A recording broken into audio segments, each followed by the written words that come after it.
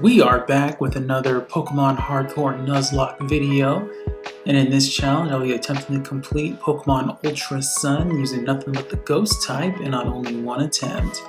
Now it's time to get this challenge started. So Ghost types are pretty few and far between as just the type is concerned, but luckily in this generation of games we are allowed a Ghost type as one of the starters actually. So my first choice of Pokemon is going to be very obvious here as we just kind of begin the game proper here. Just grabbing the gear before we actually head out into this Hawaiian themed Pokemon region.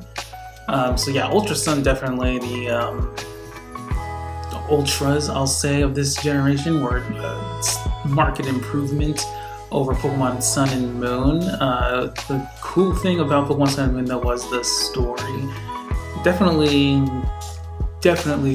tried much harder with kind of elevating the story, making it very anime-like, kind of just with the interactions and the cutscenes, even though there are pretty much a lot of cutscenes in this game for some reason. So just kind of heading out to this first route with no Pokemon here. Just kind of seeing what we can actually see here, trying to go to the first town to actually get our starter. But before that, before we actually cross the threshold into the grassy unknown, a Yungoos does jump out at us. And this is when actually these stars just kind of running around outside their Pokeball, don't know why. They kind of just roaming free here, allowed to roam free here, but the three starters show up and kind of scare off this Yungoos for some reason. Don't know why this Yungoos didn't just decide to battle these things. We can actually just see like a Pokemon battle and a cutscene again. So as we're just kind of celebrating the fact that I wasn't mauled by a rabid rodent thing, rabid mongoose thing, definitely meeting up with the region's professor here to kind of get the lay of the land, get more backstory and more cutscene dialogue dump here. As he just kind of introduces the three starters that we will have the option of choosing.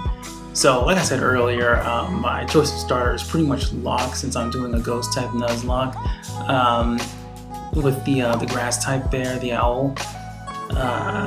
But yeah, Popplio, Litten, also good starter choices just in general. I think the stars in this game were actually pretty good, except for the owl. Did not use the owl too much in my regular playthroughs. So given the option here, again, no-brainer choice with the option. Rowlet is the grass and flying type at first, but its final evolution is Ghost type, and I usually, with these challenges, I usually just use, if it's in the evolution line, I'll use it for the typing eventually. Not gonna to box this thing early on just because it's not grassy Ghost yet. So after choosing Rowlet here, definitely giving it the nickname of Adam before setting out to the journey proper and meeting up with Hal for the first time with the very first Pokemon battle, or I guess the second Pokemon battle, because once you walk into that grass you find that Yungoos again. So with this generation of games, with newer generations of games, the rival does choose the starter that is weak to the type that you choose, and not only that, they're definitely at a disadvantage because you have a type advantage move against them starting off. So given that, just go for the Leafage here. It just does over half health as he goes for the Water Gun for some reason, knowing that's not going to do too much damage, and on the second turn here, just going for the Leafage and just getting that win. Wasn't too much of a difficult battle, but it was the very first notable battle for this run here, with Rowlet just getting that level there, which definitely we'll need with these level caps for this game at least, because these trials, very hard to get a clear line of sight here. So after meeting up with Hal, we meet up with this mysterious character here and kind of help her with this Nebby situation on the bridge with these three Spearow, harkening back to the first episode of the anime with Ash battling Spearows to save Pikachu or something. I don't know. I don't remember that too well. So after saving Lily and Nevi here, you know, with these on this rickety bridge with the Spearow attacking, we meet up the next day to challenge Hal to another our first actually ceremonial battle. Again, it's not going to be too much of an issue. The only issue on his team being this Pichu, since it's part electric type and able to do neutral damage against Rowlet, and also I think it has Charm as well, which can just lower the attack, making this a very long and beleaguered match here. So it opens up, outspeeding my Rowlet. Of course it does, with the Tail Whip there lowering my defense as I open up with the Leafage that does almost half health as it goes for the Charm, unfortunately. Now with the attack drop, but unfortunately our attack isn't that high anyway, so it's not gonna be too much of a drop, as it just goes for a Thunder Shock this time, dodging the paralysis here as I go for another Leafage, almost taking it out down to the red here. It goes for the Thunder Shock again, and it's not doing too much damage. Again, I don't get the paralysis. I go for the Leafage, finally taking out the Pichu before he sends in his starter Popplio. Now, I'm expecting this to go exactly how the first battle went, with Rowlet just learning Peck there. I'm expecting it to go the same route here, just going with the Leafage, just taking out, even though I do have the attack drops.